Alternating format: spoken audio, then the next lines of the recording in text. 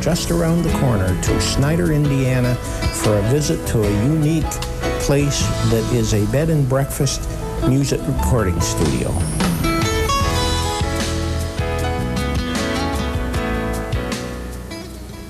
We have come to the spot in Schneider, Indiana. With me is John Huber. John, what is the spot? The spot is a very unique combination of a bed and breakfast for musicians and a recording studio with video editing capabilities. All right, so that's very interesting, an unusual bed and breakfast. Let's first talk about the bed and breakfast part of this operation. What amenities do you have here? Well, we have 3 bedrooms, bathroom, 2 kitchens, a maid that cooks, and workout facility, recreation area, practice facility, several outdoor areas to relax next to a 7-acre lake. The facility is located right on the lake, and so there's many views of wide open areas, no neighbors to complain, pretty much creative environment. So you said there was exercise facilities. What does that entail? What can I do to stay fit while I'm here? Full free weight system, treadmill, bicycle, stepper climber, the basic fitness equipment that you'd expect. Okay, and of course bedrooms are bedrooms and so forth, but I presume all of the care is provided for that so that you don't have any housekeeping tasks. Right, we take care of that for you. And I understand you take care of the food service also, is that correct? Yes, we're going to be sampling some of the cuisine a little bit later. All right. Now let's talk about a little bit about the outside area. There's a view of the small lake here from the kitchen area. And so what does that provide for amenities? I also saw a fish flopping out there, I think. Mm-hmm. Oh, there's some good-sized fish there. It's just large enough to water ski on. I have a collection of floating golf balls. You can practice your chipping, your driving into the lake, and the waves bring the golf balls back to the shore. You retrieve them there. If you have to release some energy, that's a good break time activity. Basic relaxation areas, tranquility of the lake adds quite a bit. Okay, now how did you come up with the name The Spot? Well, The Spot is a destination. I'm located out in the country and not in the hustle bustle of the city. It's the spot to be. There's a airport just 3 miles south of here. They can fly in, they can drive in. It's right on Route 41, so it's easy access, not hard to find, and get away from the pressure of wherever they're from. They come out here and it's totally relaxing, creative environment. How large of a recording group, band, ensemble, how large of a group can you accommodate for a recording session? Well, there are 4 isolation booths housed in a 30 by 20 tracking room, and I have capability of recording 32 tracks simultaneously. That's as large as most people would need. Okay, and this is obviously not an overnight stay for the average traveler looking for a bed and breakfast. This is unique for musicians to come, spend the time they need to do their creative work, create their discs or music, and record it and prepare it for a presentation on radio, I presume. Yes, it's all about the music. All right, let's show next the studio, not the studio, the recording control room area.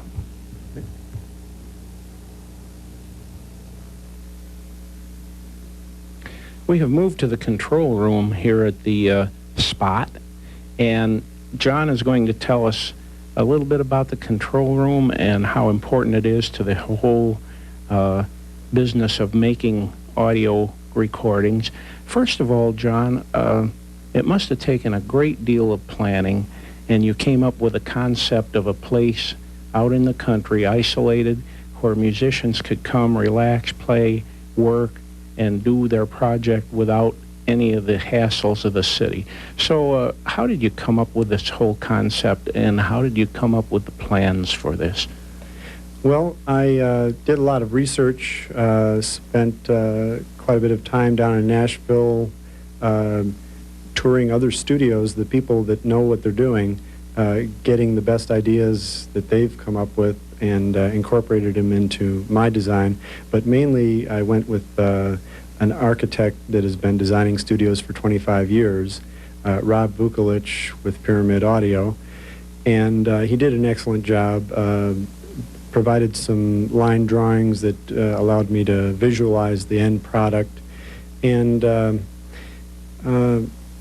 I have been doing this for 17 years now. At the time that I broke ground, I had been doing it for 15 years, and it was the old facility was out of a summer cottage that was a no-frills summer cottage, didn't even have adequate insulation. And as I built onto the summer cottage, people kept on asking me, so what are you going to do with all those extra rooms? At the time, it was always, everybody always needs some more storage. But as I got to thinking about the possibilities, the bed and breakfast idea seemed very obvious after it was well under construction. All of the ideas that went into this control room, some are very non-traditional ideas. Many of the the equipment racks are normally behind or on the side of the engineer, and Rob Vukolich suggested putting them in front and easy access, but it doesn't get in the way of the acoustics. The equipment is in front and out of the way of making your shaping the music in ways that you wouldn't want. Early reflections and things that could introduce problems into your monitoring environment. I'd like to have us show some of this high-tech equipment now, if we could. Okay. We're working with Pro Tools as the main editing environment. It has a plug-in architecture which allows you to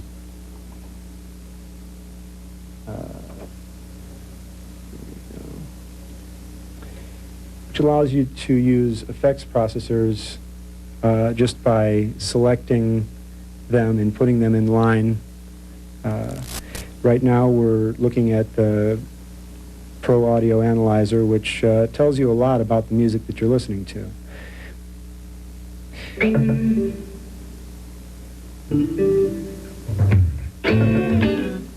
A very important aspect of this program is the amount of automation that you can do on screen, and visual editing versus just relying on your ears. You can see where there's a paper shuffle or clearing of the throat, and you can drop that out of the by using automation. And you can do a lot of intricate edits with panning and equalization by, they call it rubber band editing. You just attach your dots and do your automation visually. I'm able to combine the automation on screen with the automation of a digital mixing board, the moving faders for engineers that prefer to work with hands-on tactile surface. They can use the faders to automate on the fly. during the mixing process. And there's the benefit of the monitor above that shows all of the functions that are occurring in the board. And the board looks like a simple surface, but through the use of the different buttons, you can access different functions. And this one potentiometer can be used to control panning. The monitors sensed for the headphones of the performers, for assigning levels to tape, and multitude of functions. And for each channel, you have 4-band equalization, you have a gate on each channel, a compressor, and you have internal effects processing built right into the board. Okay. I noticed the monitor gives me a clue that this is an Apple system. Is that correct? Yes, it's a Macintosh-based system. This Pro Tools system is also available on a Windows platform, though. Right. And of course, as we all know, things are obsolete almost before you put them in, so you do have plans to stay updated, current, and state-of-the-art, I'm sure. Yes, they call that the bleeding edge of technology. Yes, and it certainly is. Are you a recording artist? I do perform mainly guitar, keyboards, and vocals, yes. So you do have an interest in it from the performing side, too. And on that note, I'd like to ask some of the groups, and now you've only been in operation a short time, what groups are there? I'm sure there are some that have made use of this facility already, and probably some that you have booked in the near future. Could you tell us about that? Sure. Over the years, I've recorded quite a number of local artists, and the Chicago King Snakes are a very well-respected band in the area. They're one of the harder working bands in Chicago. They've played at the Blues Festival, and they play at very large venues and small corporate parties as well. But John Bonnick has been in, recorded his first CD here, and he's scheduled to come back this fall, and his new group is called The Highway, and they're going to record a full-length CD here. Recently had the group Undertow come in for a mastering project over the summer. One of the local high school bands, I believe they're graduated now, but Mr. Lindsay is what they're called, and they completed a full 10-song CD project this summer. Great. Let's go now into the studio and show where the actual artists do their part of the work to perform and make this all possible. Now I'm going to put John on the spot here in the tracking room, because this is a major part of what makes music sound the way it sounds and gives it all of the quality that's needed to be professional. Let's first talk about the acoustics, the design, and what we see here and what we don't see here in terms of the design. Well, there's nothing like a large room that has been acoustically designed that has no major parallel walls and has the right amount of sound deadening done to it. The hardwood floors were a must. I didn't want to compromise on that. People kept on saying, you can use Pergo, that'll be good enough. No, all of the major facilities have hardwood floors. I had to include all of the major ingredients. I didn't want people to think that they had to sacrifice something to come to record here in Indiana. All right, now there's a lot that we see here, namely some of the insulation neutral panels on the walls, but I know there's a lot behind the walls that is not visible that is very required to have the right acoustics. Yes, even though we're in a quiet part of the country, I wanted to have very good sound isolation from external. They're talking about the Peatone Airport, and I was thinking ahead. So we have inside room construction with double layer 5/8 inch drywall and offset studs and quite a lot of insulation in the walls, a separate type of insulation in the interior walls that are specifically for sound deadening. None of the walls touch each other so that there isn't any transfer of energy from one room to the next. The floors are floating on a three-dimensional plastic mesh that prevents transfer of vibrations. The floor joists are separate from this room, and the control room has a separate floor joist from the rest of the house. There is under the floor is where all the wiring exists, so you don't have to have the clutter on the along the walls or on the floor. Everything is pre-wired, and the patch panels are in each of the isolation booths. The walls, this large wall over here comes out 14 inches at the top. It's a bit of an optical illusion until you look at the major window there, and you can see in the frame that it's a little bit of a wedge. So it's not a vertical wall, is what we're saying. That's correct. Let's talk about the, I guess you call them isolation booths. Is that what you call these rooms behind us or in front of us? It allows all of the musicians to be performing simultaneously and getting their visual cues, but listening over the headphones so that they can hear what the other musicians are doing and what they're doing. Very important to these monitoring what they're doing is to have an adequate monitor mixer so that each performer can contour what they're hearing through their headphones. Okay, and we have drums and cymbals, percussion, I should say, in one room. Is that normally used for percussion only? That is the largest of the 4 isolation booths, and I actually, that's about the largest drum kit that I would expect to get as long as a percussion-oriented, like if there's nothing but percussion in a band, then they may end up setting up in the main room. But I measured my brother's drums. Those are my brother's drums. He's a very good drummer. I measured his kit before designing that room so that it very comfortably but efficiently fits in that room.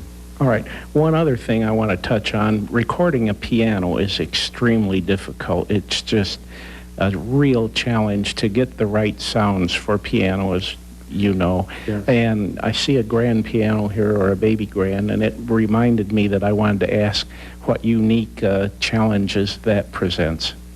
You actually can mic it different ways depending on the type of music that you're recording. If you're recording a classical sound, you would want more of the room sound. If it's going to be a solo piano project, you would record it differently than if you want it to mesh in with a jazz band or a pop band.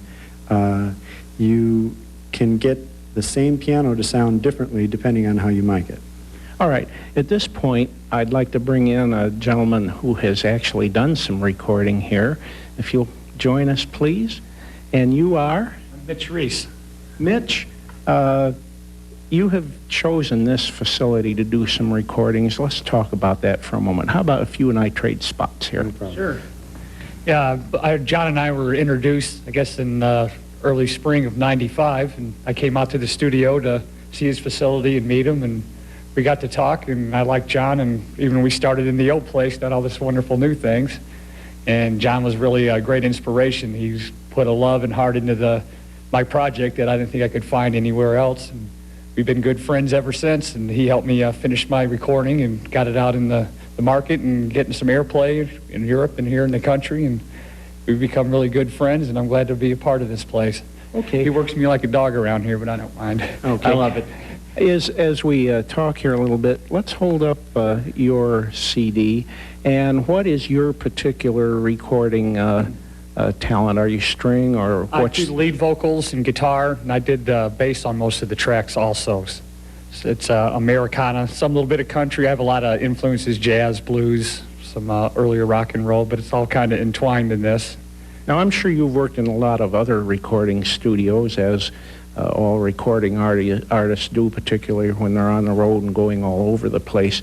How would you compare this to downtown Chicago or New York or L.A.? Well, I haven't got to see those, but in other studios that I have been in, they were pretty much small time, and they'll take your money, and that's about all you would get from them. John, like I said, again, puts a lot of heart and soul into his projects and cares and knows what he's doing, so you get the most for your money here. If you don't mind spending a little bit more, but like anything, you get what you pay for. John's been a great influence on my music. Couldn't have got here without him. But where else can you go and spend several days, not have to move anything, have breakfast, dinner, and facilities available when you're not recording? Nowhere that I know of, sir. Not in this area. Okay, John, I want to get back to putting you on the spot for one final question. First of all, is there anything about the recording studio that I should have asked that I didn't? Well, just not to forget that video production is another important aspect of this facility, and I do expect those capabilities to improve as time goes on. There's always going to be new technology coming along, and I plan on being a part of that. All right, and your video capability at this point is still growing and in the process of becoming greater and more improved, right? Yes, I do have a quite